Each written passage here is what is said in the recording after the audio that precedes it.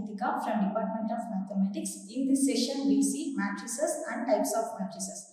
First of all, we see what is matrices. Matrices is a set of numbers or a group of numbers arranged in a square or rectangle array, enclosed by two brackets.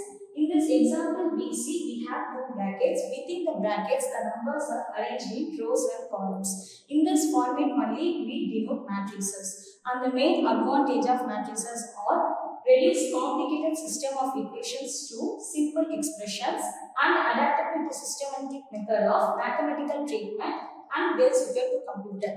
Next we see the order of matrix. What is mean by order of matrix? A matrix with m rows and n columns is said to be order of matrix. Order of matrix is denoted by m cross n. Here some examples are there. In first matrix we see how many rows are there? 3 rows. And how many columns? 3 columns. So for this order of matrix we denote 3 cross 3. In this first example, the order of matrix is 3 cross 3. Similar to the second example also. We have 2 rows, then how many columns? 4 columns. The order of matrix for the second matrix is 2 cross 4. Similar to the third. The properties are a specified number of rows and a specified number of columns. Next property is 2 numbers, that means rows and columns. Describe the dimensions or size of the matrix. Next we see how matrices are denoted. A matrix is denoted by bold capital letter and the elements within the matrices are denoted by lowercase letters. Here we see the example. Within the brackets, the elements are arranged in rows and columns and are denoted by small lowercase letters. Then the whole matrix is denoted by capital letter A. And the order of matrix is m cross n. I goes from 1 to m and j goes from 1 to n. Next we see the types of matrices. What are the types? Row matrix, column matrix, scalar matrix and so on. First we see column matrix. Column matrix is also called as vector matrix.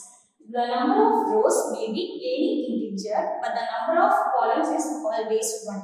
The first condition for the column matrix is the column matrix have only one column. Here we see some examples. In the first example, we have 3 rows but having only one column. This matrix is called as column matrix. In the second example, we see we have 2 rows and having only one column. So this matrix is also called as column matrix. So similar to the third example also. Next we see the row matrix. Row matrix is also called as vector matrix. First, any number of columns but only one row. The first condition for the row matrix is we have only one column, so that is called as row matrix. In first example and second example and third example also, we have only one row, but we have a number of columns. So the row matrix, we have only one row. This is called a row matrix. Next we see the rectangular matrix. What is mean by rectangular matrix? Contains more than one element and the number of rows is not equal to the number of columns. In the first example we see we have more than one element, like 1, 1, 3, 7, 7, minus 7, 7, 6. But we have 4 rows and having 2 columns. So the rows and columns are not equal. So this is not a rectangular matrix. In second matrix, next we see the square matrix. What is mean by square matrix? The number of rows is equal to the number of columns. So first condition for the square matrix is rows and columns are equal. So first condition we have 2 rows and how many columns? 2 columns. So the order of matrix is 2 cross 2. So the rows and columns are equal. So this is a square matrix. Next matrix also we have 3 rows and 3 columns. So the rows and columns are equal. So this is a square matrix. Next we see the diagonal matrix. Next, diagonal matrix means a matrix where all the elements are 0 except those on the main diagonal. First condition for the diagonal matrix is it should be a square matrix. Next, all the elements except the main diagonal elements are 0. In this example, we see first condition it is square matrix. So the first condition is satisfied because we have 3 rows and 3 columns. Then the main diagonal have elements, remaining elements are 0. So this is called diagonal elements. Next we see unit of identity matrix. Identity matrix is denoted by capital I. A diagonal matrix with ones on the main diagonal. First condition for the unit matrix is it should be a square matrix. Then the main diagonal element should have only 1.